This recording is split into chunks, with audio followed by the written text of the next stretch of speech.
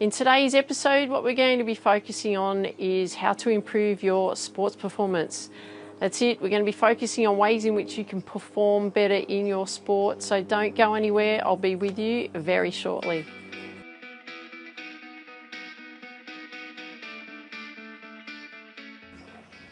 Hey there, Tiff here. Welcome to Ambition Habits. So lovely to have you here today. I'm really excited about talking about this one because this is all about helping you improve in your sports performance. So when you're out there in competition, when you're out there training, and how to focus on what to do and so on, you're going to really enjoy this episode, I feel.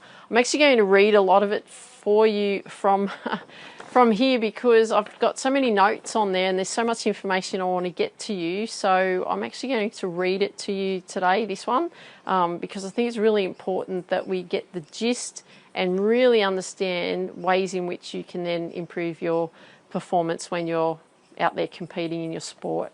Okay, and the other thing too, like it doesn't matter what level you are, okay? So if you're just out there wanting to play socially, it's okay, but you can focus on these things as well. So if you're out there playing competitively, great, you know, this is really going to help you. But even socially, just because you're not playing like a true competition as such, doesn't mean that you can't focus on these things, because you actually can. Okay, so number one is embrace the journey. And what that really is we're going to be looking at two things around that: is love the grind and set process goals. So love the grind is find the joy in the daily routines and the practice sessions. And when you enjoy the process, you'll be more motivated and more engaged, right? So you want to be really just enjoying being there, enjoying the practice of it. Second part of that is set process goals. So you may have heard me in the last few episodes talking about process goals. And what we want to be focusing on is, rather than focusing on winning something, we want to be setting goals in the sense of how we're going to improve our training, how we're going to improve our performance, how to look for those little wins that you're actually getting, right? So a thing could be like how to aim down the center line for better service accuracy if you're playing tennis, okay? Or how to hit your driver straight off the tee or something like that. So you're getting the middle of the fairway a lot more often, right? So you want to be focusing on little processes. Like another one, like I always suggest around putting, is to get your first putt within a metre of the hole. Makes life so much easier, right? Okay, number two, develop a process-orientated mindset.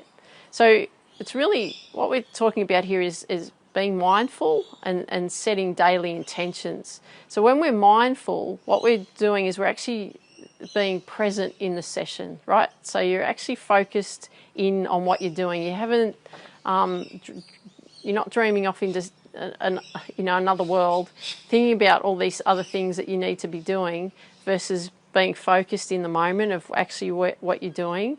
Because when you practice doing that, when you then get out and perform in your sport, because you've been practicing being mindful and being aware of actually what's going on and being present in that moment, then you tend to perform better. Another really good one is those setting daily intentions. I'm a big fan of that. I set intentions for everything that I do because I want to make sure that I'm really focused and honed in on what I'm doing. So a daily intention, you know, when you're going to training or you're going to practice, for example, you want to feel the ball come better off the club face, or there's a particular strike or something that you do in boxing or punt or, you know, karate, or some type of punch that you do that you want to make sure that you're executing that skill really well. So you want to make sure that you're setting that intention. I've got a young girl that I do a little bit of mentoring with who's in the multi-class swimming. She's 16, and I just get her to focus on specific things that she needs to be focusing on, technique, you know, in that session or whatever it is. So, you know, she wants to work on her underwater push off from the wall or something like that, right? So you want to be making sure that you're being really specific about what those intentions are of what you want to accomplish. Number 3, monitor and adjust. And really this is really what we're doing is we're tracking actually what's going on. I'm a big fan of that too, and finding ways in which you can actually track and understand what's actually going on, because again, it's all about the processes. So if you can cut down the skills in some form, or your practice in some form, that you can actually track the progress in what's improving and what's not, then you can better identify on what you can then do to get it better. Or if it's doing really well, then you just maintain that and keep that momentum going. Another really good one around that is just adjusting. So it's being aware of like what's working well, it's being aware of what's not working well, and then you're adjusting accordingly to what's actually happening. So all of that information is then gathered from you tracking your progress. Number 4, celebrate the wins. Yay! And we want to celebrate the little wins. It's so important that we have these like little milestones that we set for ourselves that we want to achieve, because those little milestones that we're actually achieving, those little stepping stones that we're actually achieving, or that little, step in the ladder that we're actually achieving, is actually helping us improve. So we want to make sure that once you've achieved that small like little milestone that you've set for yourself, and I want to be able to do this, then woohoo, celebrate, right? Cartwheels, push-ups. Some people like doing push-ups, backflips, whatever it is that you want to do to celebrate. Go out for dinner, whatever it is. But you've got to look at the little wins, because that's what makes you feel good. That's what keeps the motivation going. That's what helps feel like you're achieving something in your sport. Because sometimes you feel like you're just grinding it out and nothing's changing, but actually things are changing. It's just that you haven't been tracking it, so you're not aware. So then when you set like little milestone goals, and then you focus on the processes, and then you track what's going on, then you can actually start to see some results, right? It's not the big win, like winning a tournament, and obviously that's awesome, but it's also the little ones that are created to get there, okay, to the end result. Number 5, staying resilient. There are times when you just feel like giving up and it's just too hard. Of course. Right? Sometimes things just don't work the way you expect it to. Sometimes you go out and perform and you just, you don't know what happened. You spent the whole time trying to find your game. You don't know where you were, and you're trying everything that you can to make it happen. Sometimes, it's a bit more challenging than other times. Sometimes you get into a zone and you flow, like a lovely flow state, and you just flow along and everything's great and it's quite easy for you. And then other times you've really got to work at it. I remember listening to Tiger Woods years ago talking about when he was out playing and he didn't play that well that day, and he said, I just couldn't find my swing.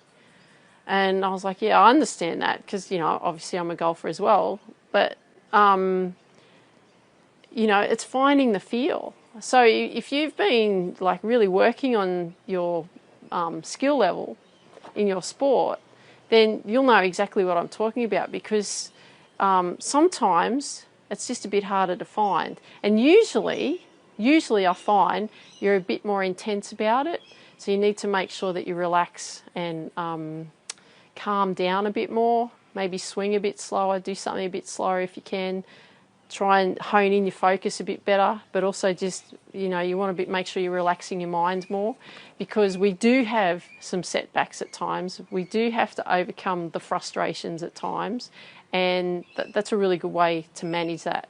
Visualize, mental rehearsal, right? So a really good thing is to actually mentally rehearse how you want to perform. So if you've got an event coming up, you could actually go through the process of that tournament, right, of that particular match, if you know who you're playing or where you're playing. You could take yourself through a process of this is how you want to operate for this particular event, right? So you could go from, from when the whistle blows, or where you just tee off, or you do your first serve, or whatever it is, to right to the very end of when the your competing finishes and take you through the process of actually how you want to do it. And a really good way in mental rehearsal is like, yeah, you're seeing yourself, but you want to feel it as well. So you want to actually see if you can connect the mind and body and actually feel it actually happening. There's a great book written by Neville Goddard called The Feeling is the Secret. And it's all about feeling, right? It's feeling actually what's going on. It's connecting. Okay, so that's a really good one to be focusing on when you're visualizing, like that mental rehearsal. And the other thing too in that is also making sure you break down the steps, right? What are you going to do when you tee off? You know, what's your pre-shot routine like? You know, when you go to serve, what's your routine like before you actually do a serve, right? And then you go through the process of the serve. How do you respond? What part of the court do you go back to ready to play the next shot, right? So those are the things that you want to be focusing on around that. Number 7, seek feedback. So a really good thing to do is if you're not having coaching, go and have a coach to have a look at you. So if you really want to improve on an area, go and find a coach. Say, look, can you have a look at this for me? I don't know if I'm doing this correctly. Can you help me? Right? And if the coach is good, they will help you and they'll get you on the right path. They'll give you some drills to do, some things to focus on, and then you can go off and go and do that. A lot of people that are competing at like in a local level don't have coaching, which is a shame because they could actually improve so much better if they did. And I know that I'm a coach, but I'm also a sports participant as well. And, you know, like it's really good to get feedback from a coach who can see things that you can't see. Like you can feel stuff, but it mightn't be the right thing that you should be feeling and so on. But if you have somebody to actually have a look at you and give you feedback around it, that's gold. Number 8, balance, rest and recovery. This is probably a big thing that people don't do. I know that it's taken me a long time to understand that rest and recovery is just as important, because how I've always operated over the years is push really hard, push until you fall over. Then you can't do anything because you're so exhausted, and then you need, you know, a week, 2 weeks, maybe even 3 weeks to recover so that you can get back to where you were. So it's really important, you know, on a weekly basis that you have rest and recovery as part of your managing yourself better, right? It's all around the processes, so that if you give your body and your mind time to recover and repair and have some downtime from your sport, then the great thing about that is, like, when the body's recovered, the mind's recovered, it's ready to go into action when you onto your next training session.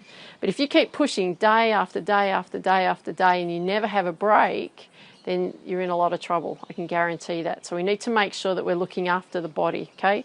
Nutritionally, mentally, physically, emotionally.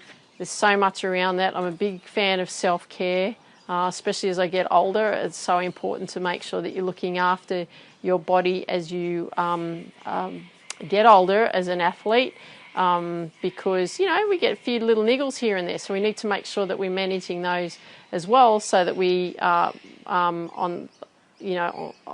set up in the sense of we're looking after the little muscles so the bigger muscles are really functioning really well, right? So it might be taking time off, or it might be doing some like prehab work in the sense of getting better stability in your body. I'm a big fan of that. There's so much you can do, okay? But make sure that you're resting and recovering. It's so important. And that, my friend, is it. So there's some great things that you can go and focus on. So remember, it's all about focusing on the processes, because the processes are the things that are going to give you the result that you're after in your sport. So I hope you enjoyed today's episode. Love it if you could share with me what you like best about what you heard today. Love it if you could leave a comment down below, and dream big, believe in you, go after your dreams. Have an awesome day. Take care. Talk soon. Bye for now.